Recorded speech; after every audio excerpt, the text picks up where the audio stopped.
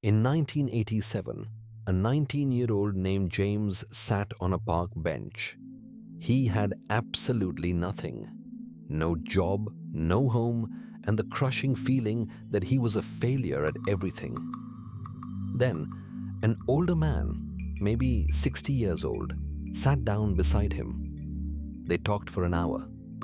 It wasn't about anything important, but the old man listened in a way very few people ever do. He listened fully, with his whole heart, without just waiting for his own turn to speak.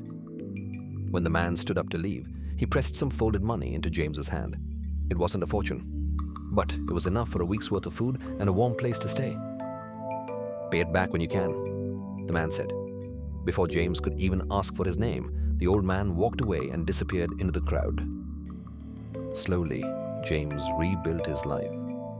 At first, progress was slow, but then everything started coming together. By the time he turned 35, he was stable, working a good job, and raising a family of his own. Yet, he spent years trying to find that old man. He asked around the old neighborhood and described him to anyone who might remember those streets. He found nothing. For a long time, not being able to repay that debt weighed heavily on him. It felt like an unfinished sentence. It felt wrong, like a promise he owed the world but had no way to fulfill it. Then, one cold winter evening, James saw a young woman sitting outside a convenience store. There was something about the way she held herself, that heavy, quiet stillness of someone who had completely stopped expecting anything to get better. It made him stop in his tracks. He walked over and sat down next to her. They talked for an hour.